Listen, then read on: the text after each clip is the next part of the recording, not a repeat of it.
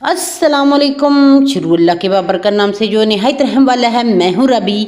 आप देख रहे हैं रबी फूड सीक्रेट्स। खुश रहें, बात रहें। अल्लाह ताला आपके रिज़्क़ में, आपके माल में इजाफा फरमाए। अल्लाह ताला आपके खानों में जायका दे। आज हम बनाने लगे हैं रमज़ान के लिए स्पेशल। हम बना लगे हैं फ्रेंच फ्राइज़, बिल्कुल मैकडोनल्ड स्टाइल में। जो मैकडोनल्ड में इतनी महंगी मिलती है, तो आप इसे बहुत कम खर्च में आम जो आलू अब हमारे घर में मौजूद हुए उसके साथ ही बना सकते हैं, बिल्कुल परफेक्ट वही तरीके से। तो जैसी वो होती है वैसे ही ये आपको खाने में लगेगी। तो बहुत ही मज़े की ये बनती है। तो शुरू करते हैं बिस्मिल्लाहिर्रहमानिर्रहीम। वीडियो को एंड तक देखें ताकि मुझसे बेहतर और मज़ेदार ये आप बना सकें घर पे। तो आलू मैंने इस साइज़ के लिए हैं। आपने छोटे छोटे आलू नहीं लेने, दरमियाने साइज़ के लेने हैं और थोड़े मोटे वाले लेने हैं। थोड़े जानदार आलू लेने हैं और अच्छे से इनको वॉश करने के बाद इसको अच्छे से इसको छील लेना है। इसका छिलका रिमूव कर देना है। छिलका इसका हम सारा रिमूव कर देंगे और मैं आपको बताती हूँ इसकी कटिंग कैसे करनी है। बिल्कुल आपने वैसी ही कटिंग करनी है। आपने बिल्कुल भी नहीं अपनी मर्ज़ी से कटिंग करनी के जैसे भी आपका दिल चाहे वैसे ही कटिंग कर दें।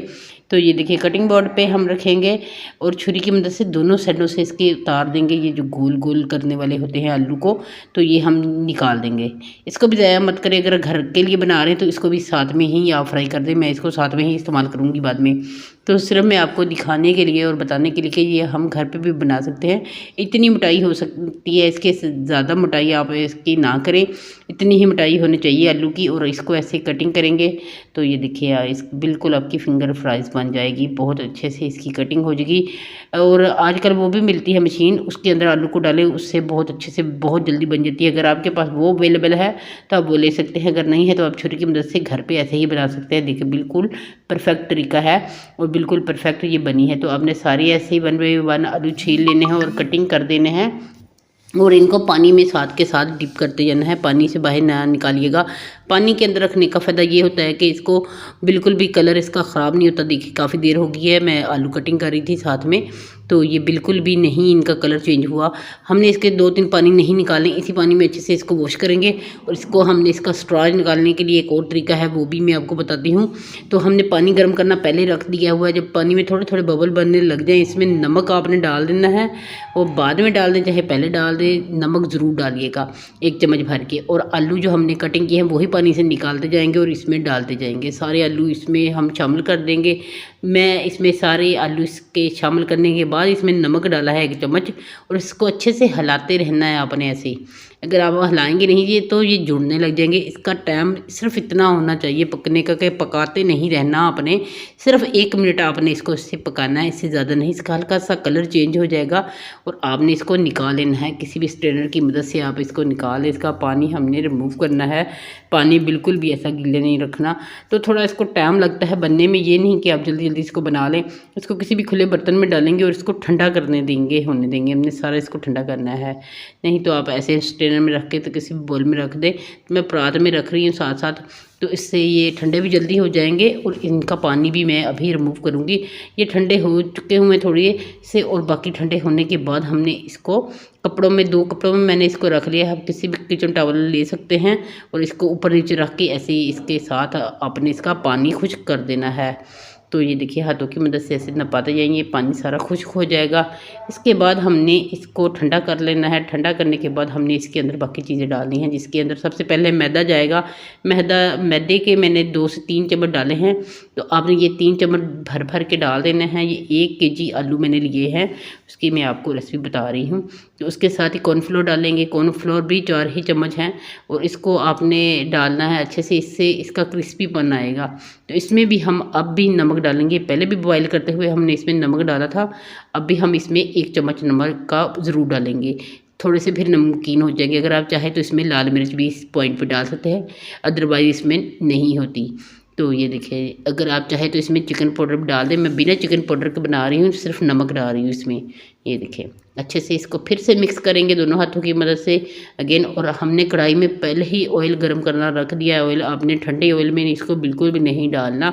ऑयल आपका काफ़ी अच्छा खासा गर्म होना चाहिए। तो ये देखिए ऑयल मेरा गर्म हो चुका हुआ है।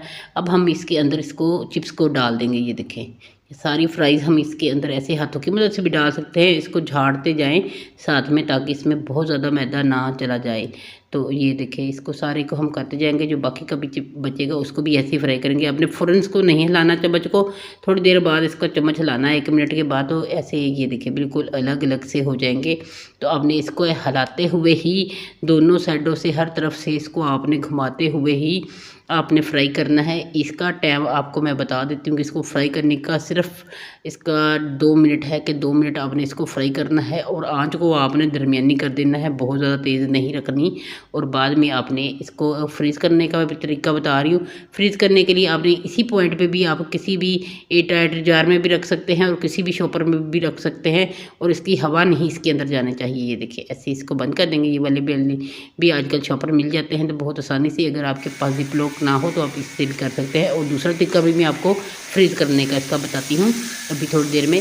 तो ये देखिए ये हमारी इतनी, हमने इसको हाफ़ डन करना है, फुल नहीं पकाना। तो इसको हम निकाल लेंगे और इसको हमने ठंडा करना है।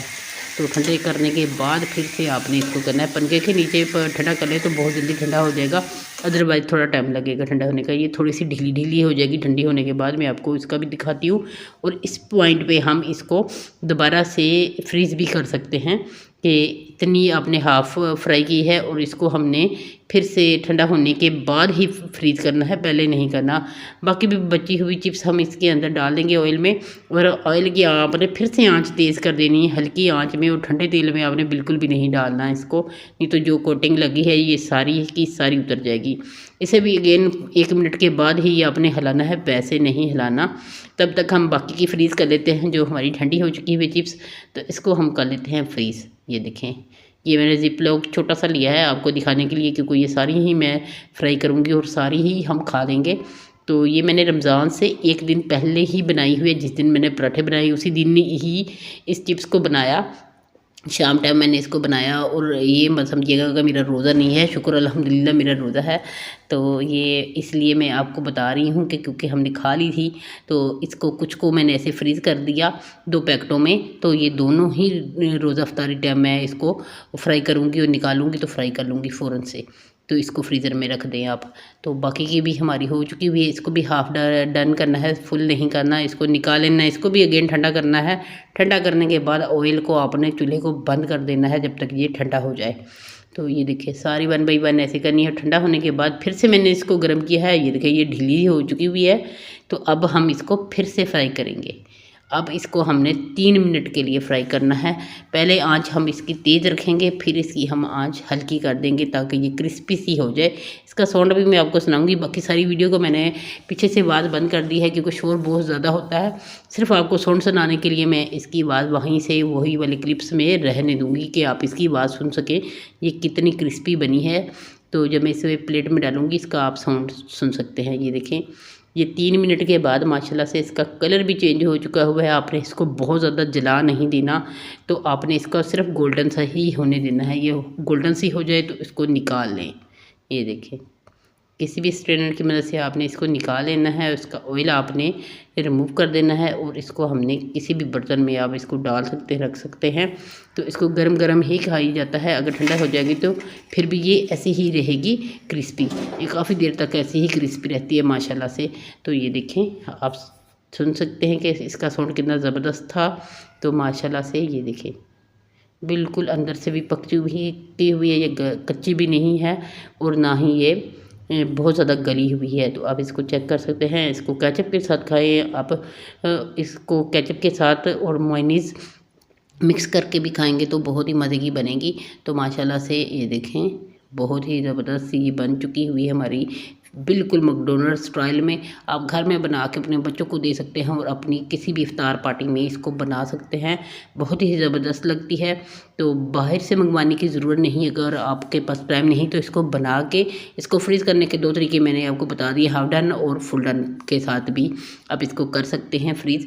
अगर हाफ डन के साथ करेंगे तो आप थोड़ी देर निकाल के फ़ौरन 3 मिनट में इसको तैयार कर लेंगे। अगर आप वैसे ही कच्ची रख देते हैं तो फिर आपको थोड़ा ज़्यादा टाइम लगेगा। पहले इसको हाफ डन करेंगे फिर से आप उसको फ्राई करेंगे तो ये आपकी फिंगर फ्राइज़ मैकडॉनल्ड स्टाइल में घर पे ही बन के तैयार हो जाएगी। बहुत ही ज़बरदस्त हमारी ये बन के तैयार हुई है। कैसी लगी ये मेरी आज की रेसिपी आपने ज़रूर बताना है कमेंट बॉक्स में। चैनल पे नए हैं तो चैनल को सब्सक्राइब कर दे, बेल आइकन को दबाएं ताकि मेरी आने वाली हर वीडियो आप तक पहुंच सके। आप चाहे तो इस पर चाट मसाला भी डाल दें, मैंने बाद में इस पर चाट मसाला भी डाला। चाट मसाले के साथ इसमें थोड़ा सा स्पाइस आ गया, बहुत ही मज़े की ये लगने लग गई। तो ये आपको कैसी लगी, आप किसी भी तरीके से खा सकते हैं तो ज़रूर बताइएगा। खुश रहें खुश रहने दें, मुझे दें इजाज़त अगली वीडियो तक के लिए। अल्लाह हाफिज़।